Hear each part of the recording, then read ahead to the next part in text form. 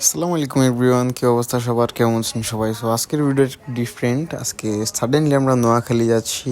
আমরা তাড়াতাড়ি যে কোনো রকম একটা বাসে উঠেই আমাদের নাইম ভাইয়া খুব সুন্দর একটা ঘুম দিয়েছে, আর এটা দেখে আমি আর সানভি ভাই খুব মজা নিচ্ছিলাম। মূলত আমরা নোয়াখালী যাচ্ছিলাম কারণ সানভি ভাইয়ের একটা লাইভ স্টান্ট শো ছিল এনআরজেড এর সাথে। তো সানভি ভাই যখন জানতে পারলো যে আমার বাড়িও নোয়াখালী, এই জন্য আমাকেও ধরে নিয়ে গেল।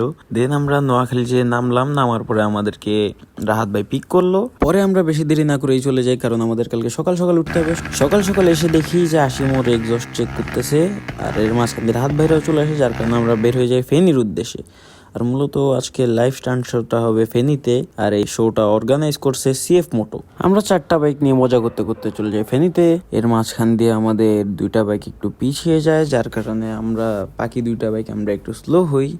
আর যাওয়ার সময় হুট করে দেখলাম আজকে ওয়েদারটা খুবই সুন্দর লাগছে। আর সামনে এটা হচ্ছে সানভি ভাই, আর সামনে হচ্ছে রাহাত ভাই ওনার এসা 300 নিয়ে বেরিয়েছে। দেন আমরা সুন্দর আকাশটা দেখতে দেখতে পৌঁছে যাই ফেনীতে পৌঁছানোর সাথে সাথে রাহাত ভাই ওনার অডিয়েন্সদের জন্য কিছু কথা বললেন। দেন আমার গরম লাগছিল দেখে আমি একটু ড্রোনের বাতাস খেয়ে নিই। এর মাঝখানে দেখে আমাকে সারা লাইভ স্টান্ট শো শুরু করে দেয়। আপনারা লাইভ স্টান্ট শোটা এনজয় করেন, ততক্ষণ আমি একটু ঘুরে আসি।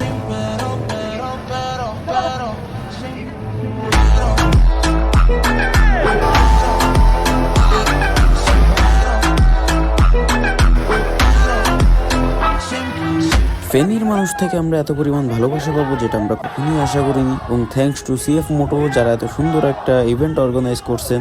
সিএফ মোটোকে অসংখ্য ধন্যবাদ জানাই। এরপরে আমরা চলে যাই ফেনী শহরটা ঘুরতে। রাতের ফেনী শহরটা দেখতে খুবই সুন্দর ছিল। এরপরে আমাদের যাওয়ার সময় হয়ে গিয়েছে, এই জন্য আর ভিডিওটাকে আর বেশি বড় না করি। সবার সাথে দেখা হবে কোনো একদিন আবার। আল্লাহ হাফেজ।